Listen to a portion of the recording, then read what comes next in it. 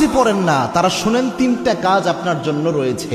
এই তিনটা কাজ করলে বেতের নামাজের পরিপূর্ণ সওয়াব আপনি পেয়ে যাবেন। সুবহানাল্লাহি ওয়া বিহামদিহি। ইসলাম যে কত সহজভাবে আপনাকে সমাধান দিয়েছে কল্পনা করতে পারবেন না। এই যে বেতের নামাজে যে দোয়া কুনুতটা আমরা পড়ি, এটা কিন্তু অনেকের মুখস্থ হয় না, যার কারণে অনেক বড় দেখে অনেকে বেতের নামাজই পড়ে না যে আমি দোয়া কুনুত পারি না, আমি কি বা পড়বো। অথবা অনেকে এমন রয়েছে বেতের নামাজে দাঁড়িয়ে দোয়া কুনুতের সময় চুপ করে থাকে, একটা শব্দ করে না, এরকম আছে অনেকে। তো এরকম কোনোটাই মাধ্যমেই আপনার কিন্তু দোয়া কুনুতের যে হক এটা আদায় হচ্ছে না। এবং বেতের নামাজ এটা কিন্তু ওয়াজিব একটি নামাজ, এই নামাজকে আপনি ইচ্ছা করে ছেড়ে দিতে পারবেন না, এবং ওয়াজিব সবসময় চাইলে আপনি তরক করতে পারবেন না। এই জন্য বেতের নামাজ গুরুত্বপূর্ণ।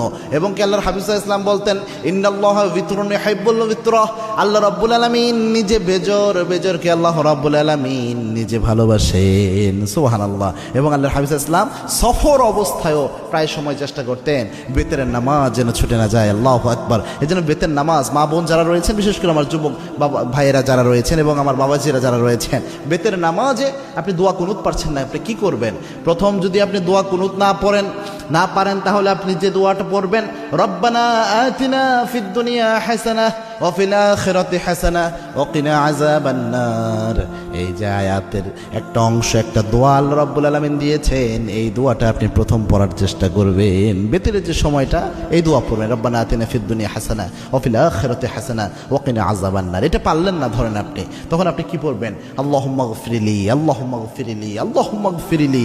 এটা বারবার আপনি পড়তে থাকবেন, তাহলেও দেখবেন ইনশাআল্লাহ বেতরের হক আদায় হবে। 3 নাম্বার হচ্ছে আপনি পড়বেন আস্তাগফিরুল্লাহ, আস্তাগফিরুল্লাহ, আস্তাগফিরুল্লাহ। তিনটার যে কোনো একটা যদি আপনি পড়েন, আশা করা যায় ইনশাআল্লাহ বেতরের হক সাময়িকভাবে আদায় হবে। তবে এটা এই সময় পর্যন্ত, যতদিন পর্যন্ত আপনার মুখস্থ না হয়।